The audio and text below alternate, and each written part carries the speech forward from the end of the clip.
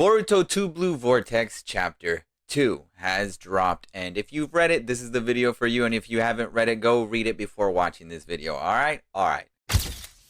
Yo, I know, you were watching the video before, don't worry, you're gonna get back to that video. This is a quick intermission. I just want to let you guys know that my independent series, that's right, my series, Next Gen, is out. If you would like to read it, I would gladly appreciate you. You are the my number one fan. I can't believe it. Look at you. Look at you. All you got to do is go to enterhybrid.com. I'll put it, the link is down below or it's on the screen. Either or, you got no other way to it.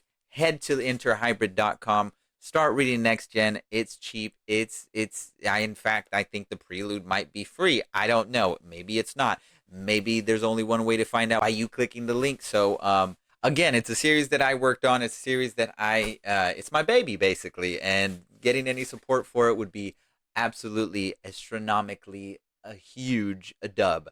So, yeah, head to enterhybrid.com, help your boy out. And with that being said, okay, go back to your other video. So I have already talked about Chapter 1 of the new Boruto Shippuden, or my bad, Boruto 2 Blue Vortex. If you want to catch that video, I'll link it at the end of this video. But we're moving on to Chapter 2. And boy, oh boy, Chapter 2 continues exactly where Chapter 1 left off, with Boruto and Code coming face to face. Kawaki is still in the mix as well, and Sarada is there.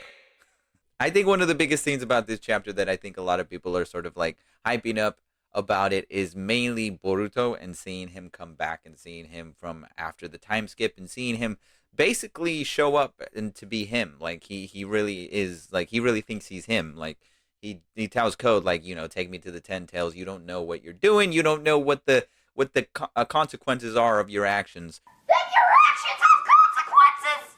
Basically just tells Code straight up he's gonna kill him, and if he doesn't want him to kill him, to just take him to the 10 tails, which he says with a lot of weight. And so, you know, it sort of leads you to believe, like, what the hell did Sasuke teach this boy? God damn. And like I mentioned, we do see Kawaki out on the side. He's out there fighting these Frieza minion boss guys that Code sort of created. And they are a lot harder to take down because obviously they're 10 tails infused with Code, which means they could use the Rinnegan, they can use a bunch of stuff. This is basic OP Frieza monsters, and not easy to take down. And so Kawaki has to bring out his Otsutsuki, and it looks like they've actually are attracted to him, kind of like bees to honey, because they just mentioned that he's like Otsutsuki. Like they say it like that in a weird sort of way. One of them does to Kawaki, and that's when Kawaki was like, I don't like that, and then he kind of deals with them. But that being said, you kind of see the I guess after effects of Chapter 1, in the sense that Chapter 1 raised a lot of questions. Not really much answers in this chapter. In fact, I think this chapter sort of just voted as a in-between with some action here and there. But nothing too crazy happened in this chapter. Nothing that I feel like I want to run home and scream about, other than the fact that Boruto, I mean, showed up. He sliced all them Frieza monsters up like nothing, and then that's when he threatened Code to say, you know, take me to the 10 tails. But I do understand why everybody hypes up the chapter. I do get it. It is pretty hyped to see Boruto be able to do this, and it does, again, raise the question of, like, well, how does he know about the 10 tails? Did Sasuke tell him? That's an obvious one. Did Momoshiki show him? That's another obvious one. Or the crazy one that everybody keeps talking about online. Can Boruto now see into the future? Which I highly doubt that he's using his whatever the visual jutsu dojutsu he has from the Byakugan. I doubt that he's using that as of in this moment. It would feel sort of weird to me that they just give it to him off screen after like a time skip. I would very much appreciate if, instead of like a time skip, they sort of give it to him in a reasonable manner. Not like Sarada's Mangekyo Sharingan either, because, like, oh my gosh. And speaking of Sarada, she has a moment here with where, I guess, Sarada fans, this is one's for you. She just uses a fireball jutsu and the Chidori from her father to dismantle some of the Frieza goons. And yeah, it's kind of cool to see, obviously. But the one thing that bothers me is her look, man. Does she always have like that freaking jacket is like always like to the side, like she's like, whoa, bro, it's no way that thing is always like this. that means it's gonna fall off, bro. Pull that upside of that. You're wearing an oversized jacket, girl. There's no way that oversized jacket. There's no way fucking Ikimoto could draw that oversized jacket in the same way in every single shot. It's always just over that one shoulder. It's not realistic, bro. I'm sorry. I don't like it. But yeah, Sarada has her moment. Kawaki has his moment. Basically, the Leaf Village is just getting invaded by Frieza. That's basically what's going on, and Boruto lays down the deal with Code, and he tells Code straight up what's going on, and I'm interested to see because obviously, Code's reaction is like, "What the hell are you talking about?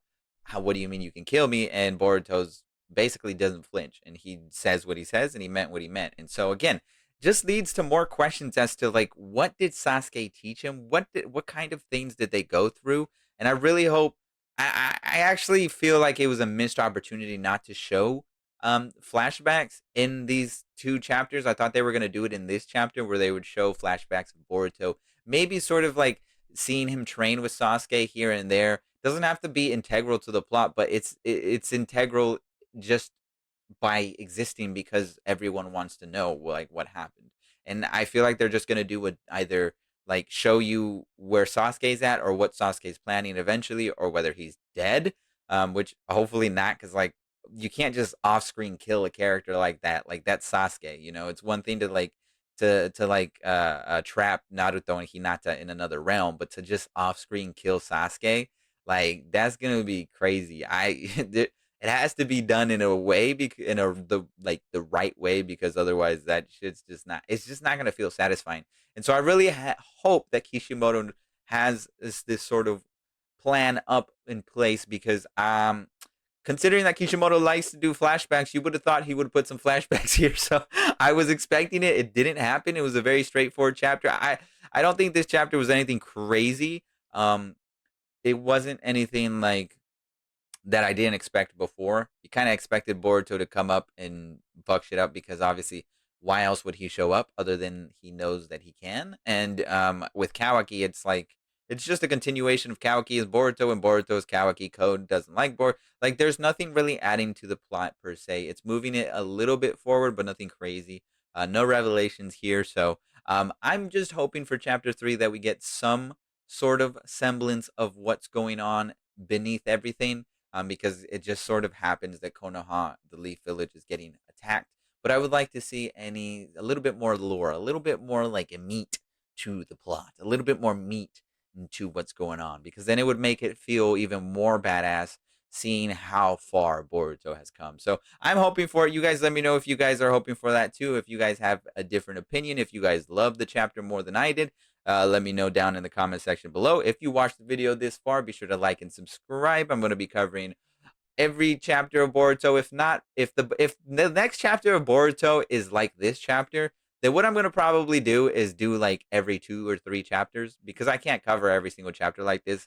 Otherwise, there's not really much content for me to talk about. So, yeah, hopefully it's not like this chapter. Hopefully there's a lot more there to digest and sort of like come upon, because this chapter felt like there wasn't really much that changed anything other than a continuation of what we had, which is fine, right?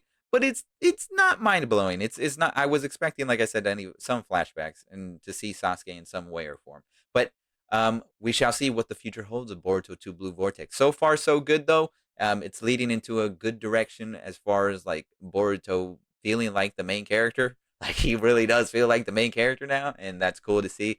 Kawaki, I'm kind of over him. I really want to see the fight between him and Boruto now, because I'm kind of over Kawaki and what he's doing.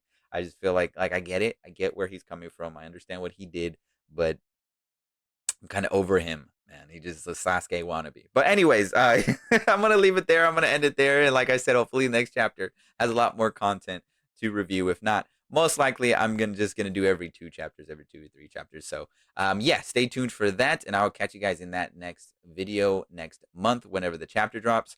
And until then, bye.